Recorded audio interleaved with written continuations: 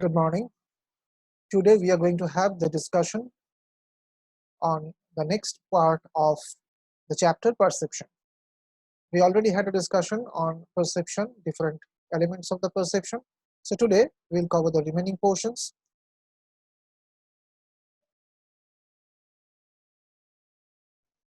Here we are. Already we have talked about the concept of perception.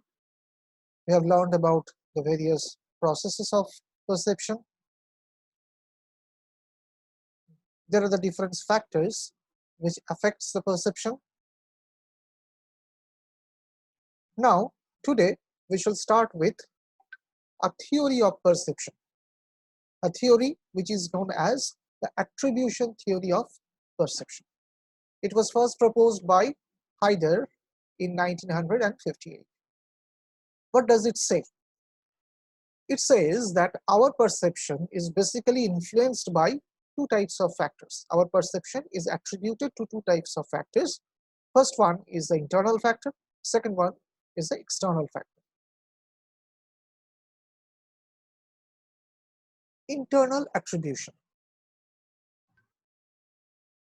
The process of, according to the definition that you have on screen, the process of assigning the cause of behavior to some internal characteristic rather than to outside forces.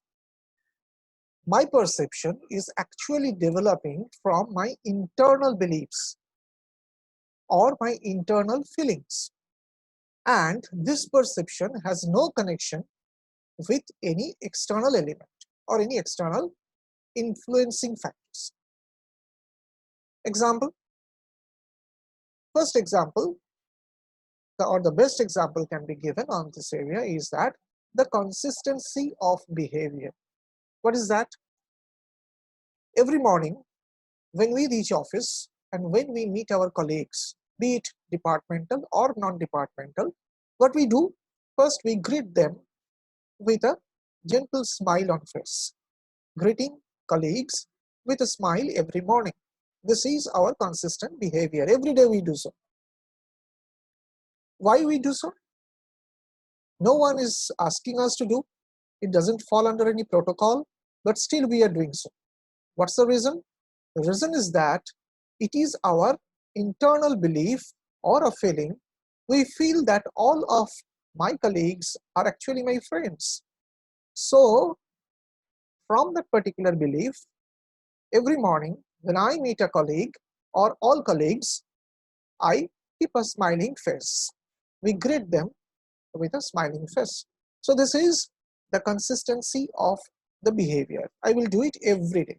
If not with the colleagues, even if when you are meeting anyone in the morning at your home or outside the home, on the way to the office, anyone who you know, if you are meeting him in the morning, so you normally what we do as a good gesture, we just keep a smiling face.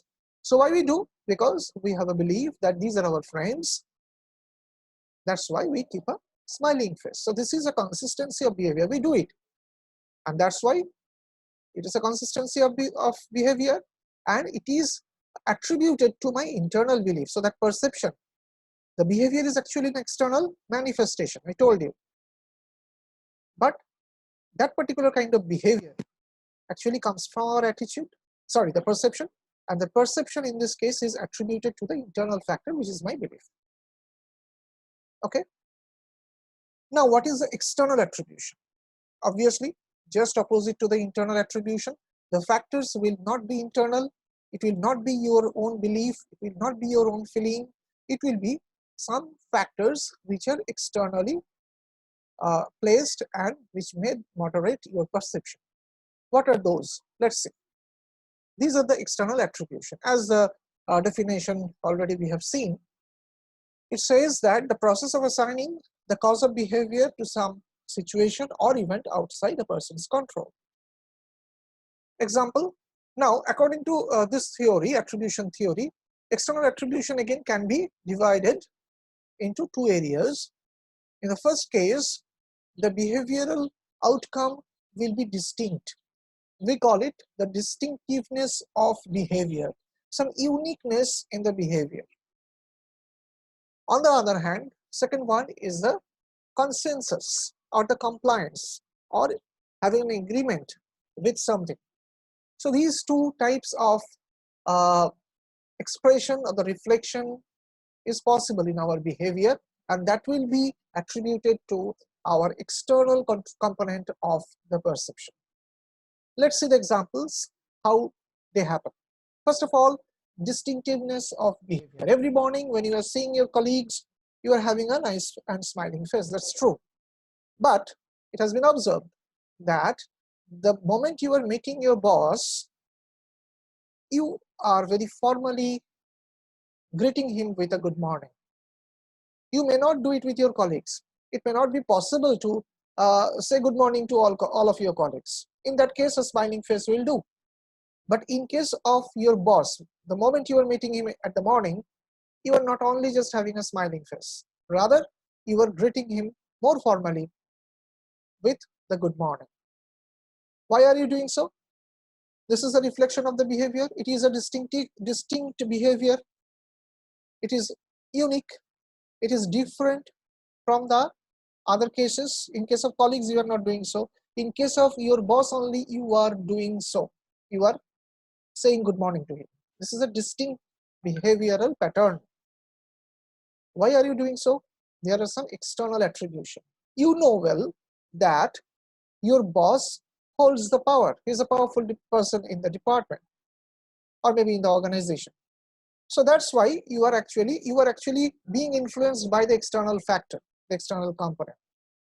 That's why your perception is like that, and that is actually being manifested through your behavior, distinct behavior.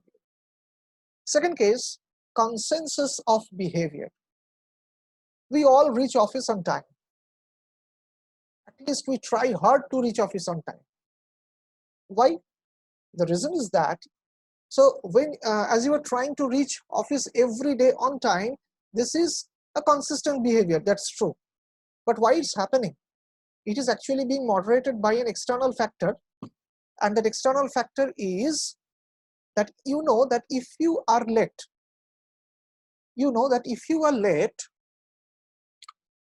you may lose a portion of your salary, or you may expend your leave. Your late coming may cost you to expend a leave. Okay, so that's why you try to, or rather you try hard to reach office on time, and you do so as well. The reason is that you are having an agreement to the organizational norms, and as a result of that, you are reaching office on time. You know that if you do not do so, if you fail to do so, you will either lose a portion of your salary or you will lose some leave. So that's why you do so. This is definitely a consistent behavior. You do it every day, but the reason is, or the moderating factor is external, the organizational norms and the rules that has actually influenced you to come to the office regularly on time. So these are the different manifestations of the behavior which are actually guided by these types of perceptions which are external in nature. So according to this theory of Heider, there are two kinds of the perceptions, attributions of the perceptions, external and internal. And the same has been represented through a diagram, which we can see over here. The same concept, same model, but it's represented through a diagram. The same thing that we have already discussed. Now one thing, if I just divide the attributes in two parts, external, internal, in all cases we will see that the consistency of the behavior will be attributed to the internal perception as the arrow shows, whereas in case of the consensus and distinctive behavior or distinctiveness of the behavior, the external attributions are connected to this particular behavioral outcome. In this case of distinctiveness as well, high external. In this case of consensus as well, it is again connected to the external. So this way, this particular theory has been designed and formulated. And finally, we will have to know, or we will learn that how this perception is connected to the managerial outcome, or simply managerial implications of perception. How it affects the entire management process. First of all, interpersonal working relationship. The examples that we had already talked about, like the relationships with our colleagues, relationship with your superior or the boss, or even the subordinates, all will be actually guided, influenced by our perception. If my internal perception is not properly articulated, I may have a bad relationship with my colleagues. I may not think that they are my friends. Okay, if my external attributions are not exactly properly tuned up, then I may think that I do not care my boss, I do not care him to greet in the morning, or I do not care to listen to him. So all these actually will have a impact on your entire organizational relationship. Selection of the employees can also be done in this way. Selection in this case, that suppose when you are actually suppose you are picking up a team. Okay, so picking up a team primarily should be the performance based, but sometime it can be the choice based as well. So when you are actually having a choice, so your perception will play a big role when you are actually making your choices. Performance appraisal, if chance is there, we can discuss at length that how perception is actually moderating the process of the performance appraisal. And finally, the impression management, impression about the organization, impression about the entire organizational structure, relationship, and all can be actually managed through this perception. If we can manage the perception, which is not at all an easy task, managing a perception is not at all. There are different behavioral training modules are there designed which can be used.